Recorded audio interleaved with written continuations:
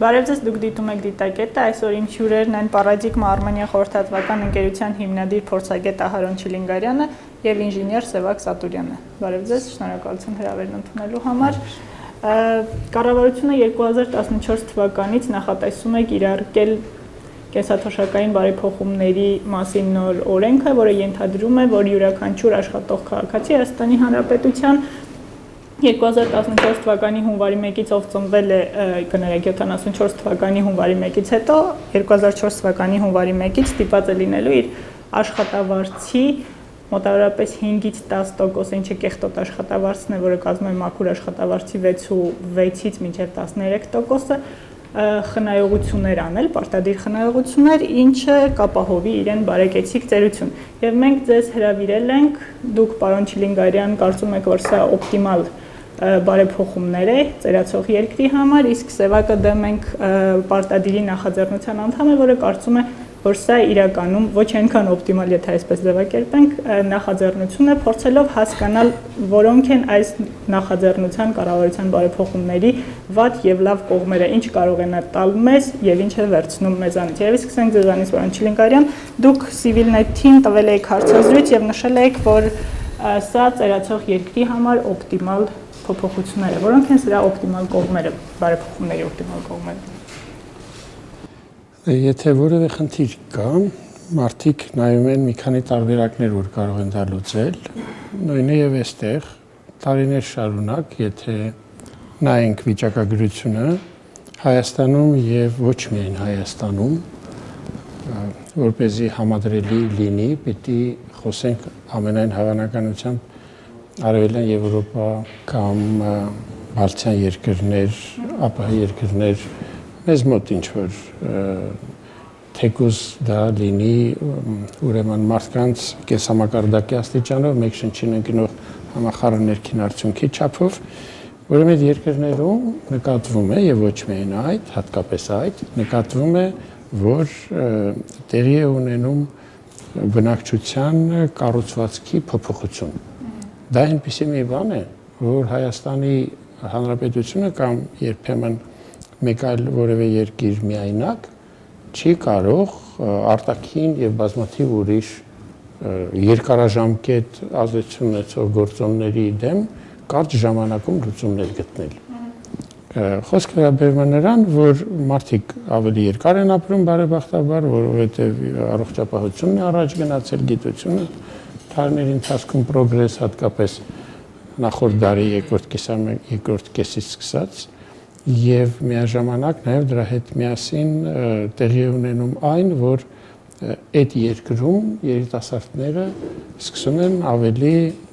պակաս տեսակարգաշռով, այդ թվում նաեւ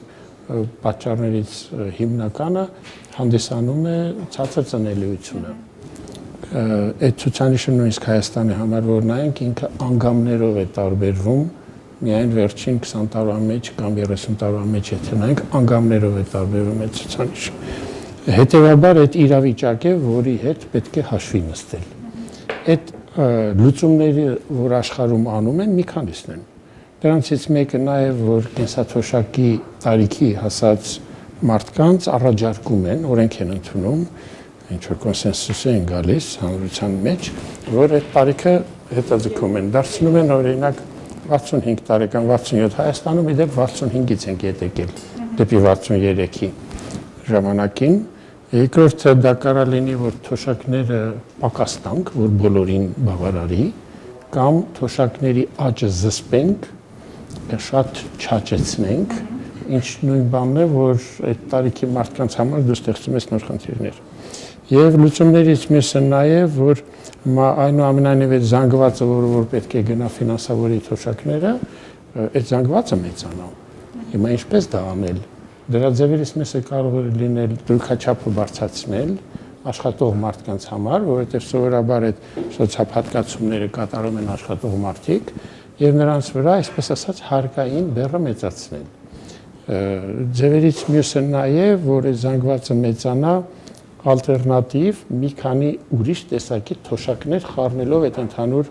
զանգվածի մեջ ավելացնելով։ Եվ աշխարհը ոնց որ պատմություն ունի անցած, այնտեղ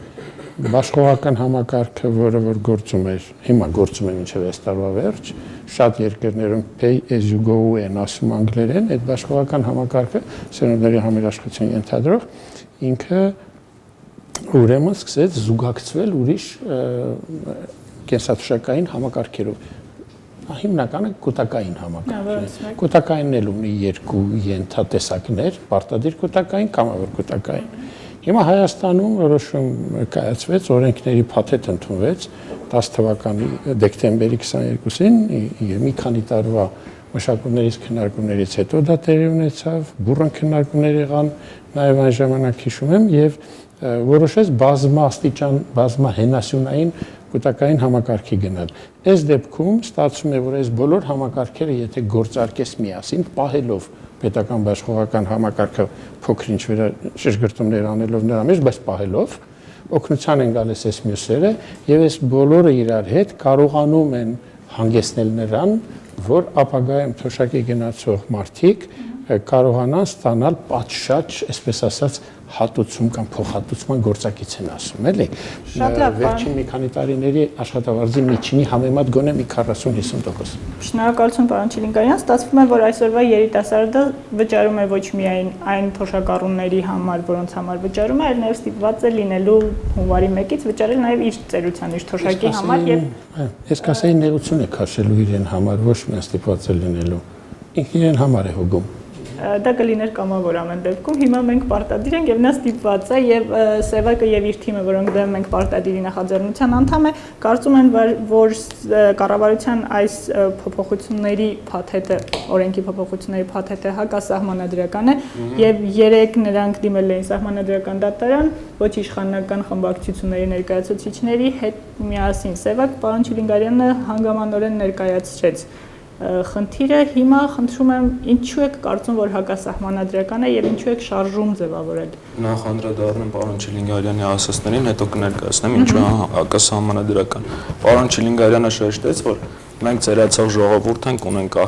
արտագաղթ, ծնելիության մակարդակը շատ ցածր է, դրա պատճառով եկեք ընդունենք օրենք, որ երբ որ կդառնաք 63 տարեկան ու չեն լինի աշխատողներ, ավելի քիչ կլինեն, որ դուք կարողանաք ձեր թոշակը ապահովեք։ Հիմա մենք ունենք պատճառ, փոխանակ վերցնենք այդ պատճառը իրան լուծենք, ինչ որ ձև վարչապետը նշեց, որ 20 միլիարդ դրամ տարեկան այդ առաջի տարում հետագայում այդ գումարները աճելու են մեր բյուջեից եւս գնալու են այդ ֆոնդերին։ Այսինքն այդ 20 միլիարդ դրամը, որ ներդրվի տնտեսության մեջ, եթե չասեմ, ասենք մարդկանց սոցիալական կարիքները լուծելուն, կարեն թոշակի տեսքով կային մարդկանց հարկերը պակասեցնեին, որ ավելի ցանկալի լիներ Հայաստանը դրսի ներդրումների համար, իրանք վերցնում են այդ գումարը եւս տալիս են ֆոնդերին, որը ըստ էության գնում է Հայաստանից դուրս մեծ մասը։ Այսինքն իրանք պայքարում են պատճառի հետևանքների դեմ, ոչ թե պատճառի դեմ, որը իմ կարծիքով ճիշտ չի։ Երկրորդ, երբ որ վերվում է օրինակներ արևելյան Եվրոպայի երկրներից, որ այնտեղ հաջողությամբ ներդրվել է, դեմ չեմ, ներդրվել է, բայց արևելյան Եվրոպայում նախ մարդիկ ունեն նորմալ աշխատավարձ, գործազրկության մակարդակը այսքան բարձր չի, աշխատավարձներն էլ բարձր են, մարդիկ ունեն ազատ փողեր, որոնք ավանդ են դնում կամ չգիտեմ, ուրիշ ձև են ծախսում, պետությունը որոշել է, որ այդ գումարները ավելի ճիշտ կլինի կուտակի, ոչ թե ասենք մեր պետությունում, որ մի կերպ ծայրին են հասցնում են, եղած գումարներն էլ իրանցից խլում են։ Մի ուրիշ հարց կա, երբ որ վերցնում են այդ արևելյան Եվրոպայի օրենքներից մենակ վատ կողմերը, այսինքն այն, որ մենակ պետքա վերցնեն մարդկանցից, օրինակ նույն Եվրոպայում, երբ որ դու աշխատում ես 6 ամիս, վճարում ես հարկեր, մենք էլ ենք վճարում։ Ու երբ որ դու դառնում ես գործազուրկ, պետությունը սկսում է քեզ պահել, քեզ չի թողում առանց գործ, առանց փող։ Քո աշխատավարձին համաչափ գումար 70-80, նույնիսկ 100%-ի չափով քեզ ամեն ամիս գումարը հատկացնա, որ դու ապրես։ Այս կետը չկա։ Ինչի չկա, որովհետև պետությունը կպատճառաբանի, պետությունը փող չունի, իսկ ժողովուրդը փող ունի, որ իրանից լրացուցիչ 5% չէ, 5% ուղղակի սիմվոլիկա ասում են, լրացուցիչ մինիմում 6% ուզում են բան։ Հաջորդ հարցը, որ հակասահմանադրական է օրենքը, օրինակ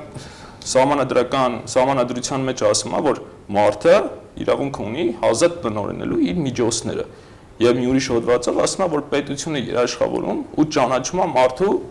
սեփականությունը, բայց ինչ արվում է այս օրենքով։ անտեսում են սահմանադրությունը, վերցնում են մարդու սեփականությունը, ասում են, գիտես, դու լավ չես հասկանում, քեզ ինչա սպասվում։ Արի մենք քո փոխարեն կուտակենք։ Օրինակ անձամբ իմ համար ինչ որտեղ վիրավորական է այս օրենքը։ Ես գիտակից մարդ եմ, ես ինքս կարամ մտածեմ իմ ապագայի մասին։ Իրանք ասում են, չէ, դու չգիտես, արի մենք քո փողերը վերցնենք, պահենք։ Ու բացի այդ սահմանադրական կետերից մի ուրիշ կետ էլ կա, որ այս խտրականություն է մտցնում մարդկանց մեջ։ Ասենք գործատուն, երբ որ ուզում է աշխատող ընդունի, ինքը նախընտրությունը կտա այն մարդկանց, ովքեր ծնվել են 74 թվից առաջ, եթե ես, որ ծնվել եմ հետո, եւ մի ուրիշը, որ ծնվել է առաջ, գնանք դիմենք աշխատանքի համար, նույն պայմանները մաքուր աշխատավարձի ցանկանանք ու ունենանք նույն գիտելիքները, բնականաբար աշխատանքի կընդունվի այն մարդը, ով ծնվել է ավելի առաջ։ Այսինքն, ստեղ եւս հակասում է սահմանադրությունը, որովհետեւ սահմանադրության մեջ ասում է, այդ խտրականություն չպետք է ստեղծվի մարդկանց միջև։ Հաջորդ հարցը, որ սամ իրավական չի կախված է տնտեսական, որ ուղղակի վերցնում են անհատներին, չեն հաշվարկում իրանց եկամուտներն ու ծախսերը։ Օրինակ Ամերիկայում ոնց է, հաշվում են մարդը ինչ ծախսեր ունի, հանում են այդ իր եկամուտից, նորեն մնացածից հարկեր են պահում։ Այսինքն, երբ որ մարդը շատ ծախսեր ունի, ընտանիք է պահում, թոշակառու է պահում, երեխա է պահում, բնականաբար իր հարկերը պակասում են։ Իսկ մեր մոտ այդպիսի բան չկա, ասում են, ստանում ես X գումար, այդ X գումարի տոկոսը բեր տուն մեզ, կարևոր չի, թե հետո ոնց կապրես ու կպահես քո ընտանիքը։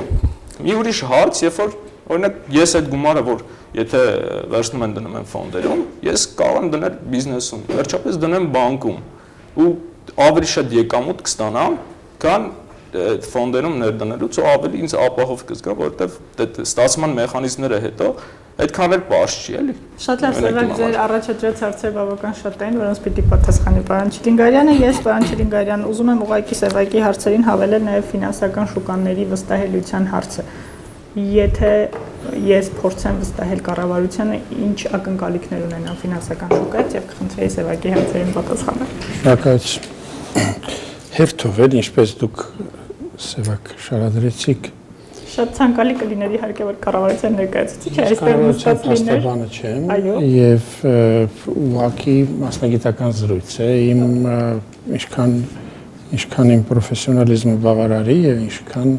պրոֆեսիոնալիզմ բավարարի անկեղծ լինեմ։ Այսպեսով 20 միլիարդ գոնե գնա ներդրման եւ աշխատատեղեր ստեղծի, այսինքն պատճառի վերացմանը գնա, տալիս ենք ֆոնդերին, որը գնալու է դուրս։ Տեսեք 20 միլիարդ 680 միլիոն 14 թվականի պետական բյուջեի մեջ նշված է։ Հետագա տարիներին աճել է, որտեղ աշխատողները, որոնք մտել են այս համակարգի մեջ, եւս աճել են թիվը։ Այո։ Նու այդտեղ դրա համար հաշվարկներ կան, գիտեմ, որ կառավարությունը եւ կենտրոնական բանկը ժամանակին այդ հաշվարկներն արել են, հասկանալու համար մի քանի տասնյակ տարիների համար, որքան որ կարողացել են։ Ուրեմն այս գումարը, որ սկզբից ասում ենք գնում է ֆոնդերին, իրականում այնքան էլ ճիշտ չի երևի այդպես ասել, որովհետև դա գնում են մարդկանց, երիտասարդներին, ձեզ, Արփին, մնացած բոլոր երիտասարդներին, գնալու են այս գումարները։ Բայց 63 տարեկանից հետո, չէ՞։ Չէ, հենց հիմա գալիս է ձեզ, հենց հիմա, անմիջապես։ Դուք երիտասարդները բացում եք հաշիվ, ուզում եք այս հաղորդումից հետո գնանք հաշիվ բացենք ձեր համար։ Ես դեմ չեմ, բացում եք կենսաթոշակային հաշիվ, սա բանկային հաշիվ չի, սա անհատապես ձեր կենսաթոշակային հաշիվն է։ Եվ այդ հաշվի վրա, ուրեմն փետրվարի մեջ, հունվարի արդյունքներով կկուտակվի ոչ միայն ձեր անհատական խնայողությունը այդ 5% կամ եթե մաքուր աշխատավարձի զուտ նկատմամբ հաշվետվեց, այլ նաև պետության կողմից տրամադրված գումարը ինչքան որ հասանելի է, մինչև համալրվի 10% մեծությունը։ Այսպեսով այդ ֆոնդը, դուք այդ ֆոնդի փայատերերից մեկն եք լինելու, դուք եք ընտրելու, որ ֆոնդում փայատեր լինեք, հետևաբար հիմիկվանից այդ գումարները ձերն են։ Պարոն Չիլինգարյան, կներեք, իսկ եթե այդ գումարները վճարելու փոխարեն պետությունը փորձեր թեթևացնել իմ հարկային բեռը, որպեսզի ես իմ աշխատավարձի վրա զգայի այդ գումարները 5%-ը ես կարողանայի օգտագործել եւ կուտակեի այնքան, ինչքան որ կուտակում եմ։ Դե գիտեք ինչ, այդ պարագայում մինչև հիմա էլ դուք պետք է հարցը լուծած լինեիք, բա ինչու հիմիկվա կենսաթոշակառուներն այդ հարցը մինչև հիմա չեն լուծել։ կա խնայողություններ անելու սովորույթ, կուլտուրա, ուրեմն ձևավորված ինչ որ մեխանիզմներ, որ այդ ամեն ինչ շնարհվի։ Չէ, ինքնից պարտադիր վերցնում են 5-ից 10%, ես դա վճարում եմ, բայց դրա փոխարեն ես ակնկալում եմ, որ 25% հարկային բեռը թեթևացնեն, ասենք հասցնեն մինչև 15-ի։ Ինչու կարծում եք, որ այս երկրում մնացած հանրային խնդիրները լուծելու համար արդեն թեթևացավ իրավիճակը։ Երկրում բազմաթիվ հանրային խնդիրներ կան բոլորի համար, որոնք պետք է լուծվեն։ Դրա հետ զուգահեռաբար այդ նույն հանրային ֆոնդի մեջ, որը պետական բյուջե է կոչվում, կար մի հատված, որը կենսաթոշակների համար էր։ Հիմա պատմության ընթացքում նայելով վերջին 10 տարին գոնե Հայաստանում տեսնում ենք, որ այդ միջոցները, որը պետական բյուջեում կամ նախկինում կար առանձին սոցիալական պետական կենսաթոշակային ֆոնդ, չեն բավարարում արդեն։ Հետևաբար ինքը դեֆիցիտ առաջացրեց։ Այդ դեֆիցիտը ի վերջո մակրո մակարդակում սկսելու է մեծ խաթարումներ առաջացնել եւ Ես պիտի ներողություն խնդրեմ Սևակից, որովհետեւ իր հարցերից շեղվում ենք, բայց դա ախր ինչու պիտի ամբողջ այդ խնդիրների բեռը ծանրանա իմ աշխատողի ուսերին, եթե երկրում գոյություն ունի մեծ ստվեր, կառավարությունը պետք է փորձի ստվերի նեղացման, փոքրացման, կրճատման ճանապարհով լուծել դեֆիցիտի խնդիրը, ոչ թե ես իմ հարկային եւ հավելյալ կենսաթոշակային կուտակումներ անելու պարտադրանքից ելնելով։ Եվ այլ դեֆիցիտը ավելի ամեցանում։ Այդ 20 միլիարդ դրամը դուրս է գալիս, այսինքն 20 միլիարդ դրամով ավելի շատ դեֆիցիտ ենք ունենալը։ Ավելացնեմ, որ այդ գումարը ուղղակի երևալու է իմ հաշվին, ընդհանրապես թվերի տեսքով։ Ես իրավունք չեմ ունենալու տնօրինեմ։ Ես երկրի քաղաքացի եմ, ուզում եմ բնակարան գնամ։ Ինչի՞ չկարողանամ օգտվել այդ գումարներից բնակարան գնամ։ Կորցնում եմ աշխատանքս, հայտնվում եմ ծանր վիճակում։ Ինչի՞ չկարողանամ օգտվել այդ գումարներին, այդ ընթացքում որ չեմ աշխատում, լուծեմ իմ սոցիալական խնդիրները, որովհետև այդ գումարը իրականում ես չեմ տնօրինում։ Տնօրինում են ֆոնդերը, դնում են այդ գումարները դրսում։ Մենք ունենք խնդիր, այսօր մենք ավելի քիչ ենք արտահանում, ավելի շատ ներմուծում ենք, այսինքն մեր երկրից անդադ գումարներ են գնում, ու այս տեմպերով եթե շարունակվի, մեզի սկսեն վարկերել չտան, երկիրը կհայտնվի դեֆոլտի վիճակում։ Այսինքն վարկեր են բերում ու մի քիչ էլ տրանսֆերները, որ մեր աշխատող մարդիկ ուղարկում են, այս հավասարակշռություն են պահան, որ չհայտնվենք ծանր վիճակում։ Հիմա իրանք այս օրենքով ոնց որ խթանում են այդ արագացնում են դեֆոլտի գնալը։ Տեսեք, մի քիչ համաձայն չեմ ձեր հետ։ Լրիվ համաձայն եմ, որ հարկավոր է ստվերի դեմ պայքարել եւ իհարկե դա կատարվում է ինչ աստիճանի հաջող, այդտեղ կարանք տարբեր կարծիք ունենանք, ես էլ եմ այն կարծիքին, որ այնքան էլ հաջող չի։ Պետք է էլի շարունակել այդտեղ նոր ձևեր մտածել այդ ամեն ինչի մասին։ Իրականում ուղղակի քայլեր ձեռնարկել, բավարար ավելի շատ բաներ անել։ Այո, շատ լավ։ Այդ երկրորդ հարցն է, որ անպայման պետք է անել։ Այո։ Բայց դա չի նշանակում, որ սա պետք չի անել, որովհետև ինչ որ դուք ասացիք Սևակ, տեսեք բանն ինչումն է, գերակայություններ կան ուղղակի։ Օրինակ գործազրկության համար պետությունը գործազրկության նպաստի քաղաքականության համար զբաղվածության իր քաղաքականությունն ունել, եկեք դա չփոկենք, այնտեղ էլ իրեն քաղաքականությունը ռազմավարությունը որովհետև չգիտեմ այսօր ինչքան կարող ենք դրա մեջ տալ, բայց այնտեղ դատարկ չի, էլի, կարող է չենք հասցնում 70% հատուցում տալ, այնտեղ ռեֆորմի կարիք կա, բայց ինչքան ոնց որ այս երկրի ուժը պատում է, ինչքան մենք գումար ունենք, պատկերացեք մենք երեքով ենք ուժը պատում է։ Այ Այս օրենքով ընդհանրապես հաշված չի այդ մարդկանց ուժը ինչքանով է պատում։ Գիտեք, մի ծերեց 100,000 դրամ աշխատավարձ է ստանում մարդը։ Որքան ես տեղյակ եմ հաշված կա,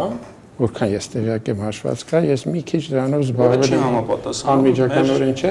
Ես երեք երեկոյան տանը կարդում էի մի համաշխարհային բանկի վերլուծություն Հայաստանի համար, կոչվում է կուտակում, խնայողություններ եւ միակցում։ Եվ այդ նյութի մեջ ես տեսա վիճակագրություն Հայաստանի համար, թե ինչպես դուք ասում եք, հաշվարկներ արվել են թե չէ, այնտեղ հետաքրքիր տեղեկատվություն ես տեսա, որն արել են համաշխարհային բանկի մասնագետները, եւ դա ասում էր 2004, 6, 8, 10 թվականների համար մարդիկ արդյոք կարողանում են խնայել, թե չէ, խնայողություններ ունեն, թե չունեն մարդիկ, եւ դա չափում են նոր ստեղծված արժեքի, այսինքն համախառն ներքին արդյունքի,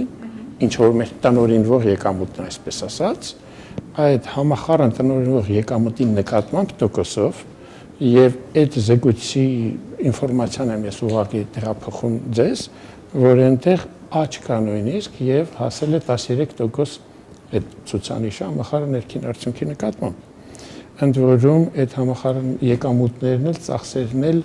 գնաճով չգրտված մեծության մասին է խոսքը, երկուսն էլ։ Հետևաբար տես գլոբալ որ նայում ես, այդ հնարավորությունն այնուամենայնիվ Հայաստանի մարդիկ այդ ցուցանիշների համաձայն ունեն, բայց իհարկե այդպես միջինացված թվերով չի կարելի խոսել, պետք է հասկանալ երիտասարդի համար դա ինչ է նշանակում, ցածր աշխատավարձ ստացողի համար, գյուղացու համար, բարձր աշխատավարձ ստացողի տարիքով մարդու եւ այլն, տարբեր Երևան, մարզեր, պետք է այդ ամեն ինչ առանձին անալիզ արվի եւ այդ դեպքում այո, միգուցե կարելի է առանձին ճշգրտումներ անել, կոնկրետ կլաստերի համար, կոնկրետ ոլորտի համար ինչ որ լուծումներ, ճշգրտումներ անել, էլի այդ կապակցությամբ։ Այսինքն այդ մասով գոնե օրենքը թերի է։ Ես չեմ ասում օրենքը։ Դա իսկ ինչ վերաբերվում է որ խնայողությունները կլերեք մյուս բան էլ ուղղակի Սևակ ջան, 1000 ներողություն, ես կարծում եմ ճիշտ կլինի վերջացնենք մի թեման էլի, հա, եթե դեմ չեք, ֆոնդերին տալը փակեցինք, ֆոնդերը դուք եք, դուք այդ ֆոնդերի փայտերերից եք։ Փայտեր ենք, բայց չենք օգտվում, ֆոնդը ինքն է ծախսում, ոնց կարող է, բացի 3 տարեկանից ես խնդրում եմ, երբ որ կամ կլինեմ, ես խնդրում եմ տեսեք ինչումն է բանը, դուք ամեն պահի կարող եք տեսնել ձեր ունեցվածքը։ Տեսնել, շատ բան կարող եմ տեսնել։ Ես տեսնում եմ ոնց են մարդիկ լավ ապրում, բայց դրանից ինձ ոչ մի բան։ Ավելի ցավալի է, երբ որ կտեսնեմ մեծ գումարներ կա հաշվի վրա, ու ես ապրում եմ վատ պայմաններում։ Դա ինձ չի ոգևորում։ Հասկանում եմ։ Տեսեք աշխարհի, եթե կարելի է, նայենք աշխարհում ոնց են այդ հարցին լուծում, հետո աշխարհի լավ կողմերներ նայենք, ոչ միայն այս խնդիրը։ Կամ մեր մոտ չկա այդ օրենքի հետ։ Ես չեմ պատրաստվում վատ բաները անպայման առաջին հերթին ասել։ Ես ասում եմ, որ աշխարհում փոս կա, երբ որ հատկապես կամավոր կൂട്ടակային սխեմաների դեպքում հնարավորություն են տալիս հիպոթեկի համար բնակարան գնելիս կամ երեխայի, չգիտեմ, Հարվարդ ընդունվել, ուսման վարձը վճարելու համար կամ նման դեպքերի համար եւս թողում են։ Հայաստանում մենք այս օրենսդրության մեջ ունեցանք մի փոքրիկ ճշգրտում անցած տարիների ընթացքում, կամավորի մասով թույլատրեցին այդ ծորակները, հնարավորություն տվեցին, որ մարդը կամավոր կൂട്ടակայինի դեպքում լրացիչ կարողանա այս բաների համար օգտագործի։ Մեր ժամանակը ցավոք գնալով ավելի քիչ է դառնում, ավելի վերջին բանը, մեկ նախադասություն է վերջ։ Ուղղակի որ ամբողջական լինի այս թեման, այդ գումարները միանշանակ չէ, որ դուրս են գնալու օրենքով եւ կառավարության որոշմամբ սահմանափակում է դրած, որ մեծ մասը մնան Հայաստանում եւ դուրս չգնան։ Եվ ինչ է պատահելու մնացած գումարների հետ։ Որ մնացած։ Այն գումարները, որոնք մնալու են Հայաստանում։ Մեծ մաս է լինելու Հայաստանում։ 60% կարծեմ։ Դե գիտեք, այնտեղ տարբեր բաներ կան։ Մեծ մասը Հայաստանում է լինելու, պարտադիր կենսաճականի ֆոնդերի միջոցները, ձեր վճարած գումարները, ձեր գումարները, որոնք որ փողի մենեջերները կառավարում են, իրենք դա օգտագործելու են արտասահմանյան պարտատոմսերի համար, արտասահմանյան պետական փողերի համար, համայնքների փողերի համար կամ կորպորացիաների համար միայն 40%-ից ոչ ավելի մեծ մասը մնալու է Հայաստանում եւ դա կարող է օգնել օրինակ նաեւ ձեր ընկերությանը զարգանալու համար։ Բայց ամեն դեպքում երկրից գումարներ գնալու են, եթե նույնիսկ 40% է, համոզված եմ այդ ինչ որ մի մաս կարող է գնալ, պարտադիր չի որ պիտի գնան։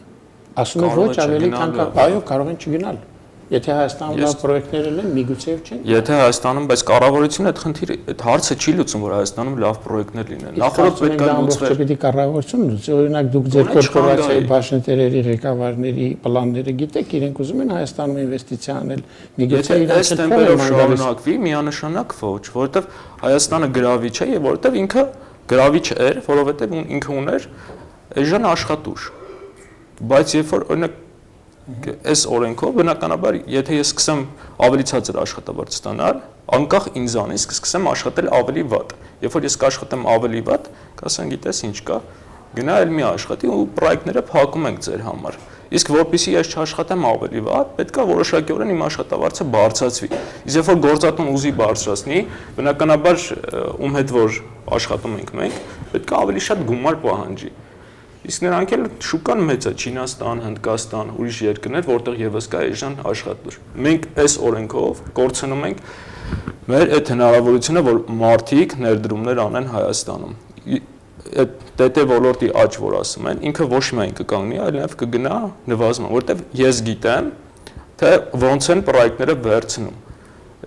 շատ դժվար է իրականում շուկան։ Իրանք սրանով դժվարացնում են այդ ամեն ինչը։ Գուցե բազմագործոն է, էլի միայն մի բանով չպայմանավորենք, իրականում շուկան, բիզնեսը բազմագործոն են, միգուցե եւ շահույթների մեջ կտեղավորվի այդ փոքրիկ մասը, Աստված գիտի, դա պետքա բիզնեսը հնարավոր է եւ ոչ, բայց միանշանակ որ կհանգեցնի վատացման ոչ բոլոր ֆիրմաներում, բայց կլինեն կազմակերպություններ, որոնք կփակվեն կոչեմանում գտնել միգուցե նաև այդ ձեր իսկ կուտակած փողի լրացնելու ինչ որ աշխատանքի արտադրողականության մեծացնելու ավելի ոնց որ ստեղծագործական մտածելու նոր հնարավորություններ, որ ձեր կենսամակարդակը չտուժի, դրանով հավատացեք նաև ձեր համար եք հարց լուծում, այս երկրի համար էլ է հարց լուծվում։ Երկարաժամկետ նայենք էլի մի 30-40 տարով դա կարևոր է։ Պարոն Չիլինգարյան, խոսում ենք, բայց ես մի բան եմ հասկանում, որ իրականում ամենալուրջ խնդիրը, որը կա բոլորիս մոտ, դա կառավարության նկատմամբ վստահության, չեմ ասի բացակայություն, պակաս ես կասեմ բացակայություն։ Հայաստանի բնակիչը չի վստահում կառավարությանը, որովհետև առ այսօր կառավարությունը իր տված խոստումներից եւ որևէ մեկը չի պսակել հաջողությամբ։ Ես երևի կատեգորիկ եմ, բայց տարեսկզբին Նախագահ Սերժ Սարգսյանը խոստացավ, որ եթե այն կառավարությունը, որ 7% տնտեսական աճ չապահովի, այդ կառավարությունը ստիպված կլինի հրաժարական տալ։ Տարեվերջին նույն քաղաքական թիմը հայտարարում է, որ նախագահի հայտարարությունը զուտ քաղաքական հայտարարություն է։ Ես եւ իմ նման շատերը չեն կարող վստահություն ունենալ, որ գումարներ տրամադրելով նրանց եւ մասնավորի տնօրինությանը ես վստահություն կարող եմ ունենալ խոսքի մակարդակով, որ 30 տարի հետո կարող եմ գումարներս հետ ստանալ։ Կարծում եմ դա նաև խնդիր է այն մարդկանց համար, ովքեր դուրս են գալիս փողոց եւ պայքարում են իրենց իրավունքները իրացնելու համար։ Ունեք պատասխան սրա հետ կապված։ Ես պատասխանողը չեմ, ուղղակի մի նկատառում ասեմ, որ կամ օրենքը որքանով է երաշխավորում այն գործիքները, որը կարող է ինձ մոտ բարձրացնել վստահություն օրենքի արդյունավետության նկատմամբ։ Օրենքը ինքը պարունակում է մի քանի այդպիսի բաների գնահատումով, բայց մի հատ ընդհանուր ռեմարկ անեմ, որ այո, վստահության դեֆիցիտը բավականին մեծ է եւ իրանով պետք է զբաղվել։ Ես չէի ասի միայն կառավարության։ Ես կարծում եմ, որ նաեւ նույն քաղաքացիական շարժումը ոնց որ թե մասնավորին էլ այդքան չի վստահում։ Մի խոսքով բոլորը խաչաձև իրար կարծես թե չեն վստահում։ Այդ լուրջ հարցը եւ անպայման պետք է իրան ուշադրություն դարձնել ինչքան հնարավոր է շուտ, իհարկե ավելի ինտենսիվ դրանով զբաղվել։ Հիմա գամ այս օրենքի մեջի վստահության տարերին, որոնք կարող են լինել այնուամենայնիվ։ Գիտեք, այս առաջին անգամ ես որ դիզայն է արել Լատինական Ամերիկայում, այնտեղ այդ մարդուն ես եմ հանդիպել, ճանաչել, զրուցել, այդ սոցիալ-նախարարն էր այդ երկրի։ Նա ուրեմն մի զգացողություն ասեց, որը իմ կարծիքով տիպիկ ճիշտ է բնութագրում, միգուցե մի ժամանակ է պետք դա հասկանալու համար։ Դա հետևյալն է, որ սևակը, մյուս երիտասարդները դուք այդ համակարգի մեջ ովքեր որ կան, իրենք սրանով ոչ միայն պետք է մտածեն, որ ինչ-որ մի բան կորցրին անվերադարձ, ոչ միայն դա պետք է զգան, այլ նաև զգան, որ ինչ-որ մի ունեցվածք կուտակվեց։ Տեսեք, այդ համաշխարհային բանկի վերլուծության մեջ հետաքրքիր բան էր ասում։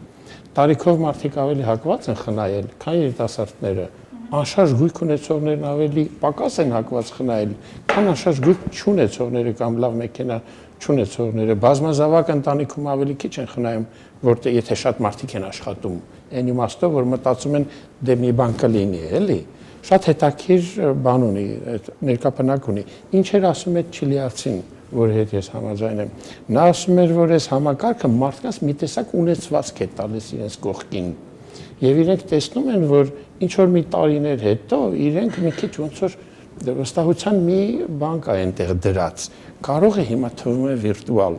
Ես առաջարկում եմ անկեղծ եմ։ Ես գտնում եմ, որ ավելի լավ է նաև դրա մեջ լավ բան տեսնել ու տեսնել ճանապարհին ինչպես անենք, երկխոսության մեջ մտնենք, օրենքը բարելավենք, իրան բարելավելու տեղեր ունի, ես էլ կասեմ մի քանի բան, բայց սպասենք մի քիչ սկսի ապրել նոր։ Բարելավելու տեղեր կա, հենց հիմա պարզավոր կան։ Եվ այս ընթացքում ինչ որ այնպես անենք, որ ինքը վստահորեն գնա առաջ։ Հիմա այդպես անելու շուրջ եկեք զրուցենք։ Մի քանի բան օրենքի մեջ կան, օրինակ, Դուք ցանկացած պահի կարող եք այդ ֆոնդի մենեջերին, այդ ֆոնդի կառավարիչին ձեր փողերը կառավարող մարդուն փոխել։ Եթե նա ձեզ դուր չի գալիս, նայում եք իրեն կատարողական Եվան, կարակ տանեք ուրիշի մոտ, որ ավելի վստահում եք, ուր ներդրումների կարգավորություն ձեզ դուր է գալիս։ Շատ քիչ է մարդկանց հետաքրքիր։ Մի քանի ուրիշ բաներ էլ կան։ Լավ, ես ասեմ Չիլիի օրինակը։ Չիլիան ոնց ներդրվեց այդ օրենքը։ Չորոշեցին, որ ասենք այն աշխատող մարդիկ, որ արդեն վաղուց աշխատում էին, ունեին վարկեր, պարտավորություններ, ընտանիք, որ պետքա պահեին, ասեն գիտեք ինչ, ձեր եկամուտները պակասացնում են։ Չիլիում այդ օրենքը ներդրվեց նոր աշխատաշուկա մտնող մարդկանց վրա ընդհանրապես, որը, չգիտեմ, շատ ավելի ընդունելի ձև է, քան մեր մոտ։ Իսկ ինչ վերաբերվում է ընդունենք հետո բարելավենք, չէ, ես համաձայն չեմ այդ ձևակերպմանը։ Եկեք բարելավեք, վստահություն ներշնչեք, վստահության պակասին կանրադառնա։ Վստահություն ներշնչեք, որ մարդիկ ասեն հա իհարկե լավ օրենք է, ու նոր ներդնենք։ Թող կամավորով աշխատի, ընդամենը 22 հոգի են կամավոր գրանցվել։ 450 հոգի է։ Ես կարող հիմա ավելացել է, բայց ես երևի առաջին անգամ որ դուք ասեցիք արդեն 450 մարդ կար։ 450,000 հոգի, բայց այդ թիվ չի, էլի որ վերցնեն ասեն ընդունում ենք պարտադիր։ Ինչ վերաբերվում է վստահության հարցին, ուրեմն այս ընթացքում, երբ որ մենք պայքարում ենք դրա դեմ, ես զուգահեռ նաև իրազեկման աշխատանք ենք կատարում մենք նախաձեռնության անդամներս, որը պետք է աներ ԿՀԻԿ-ը, որը ընդհանրապես ռոպագանդում է այս օրենքը։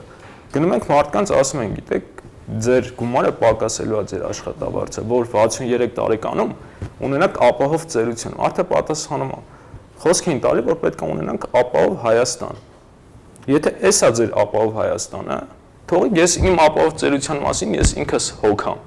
Եթե ապահով չի Հայաստանը, բրավալ եք տվել։ Ուրեմն ես չեմ վստահում ձեզ։ Ինչի պետք է վստահեմ 63 տարեկանի համար։ Մի բան էլ ուզում եմ լսնել, մոռացա։ Լավ,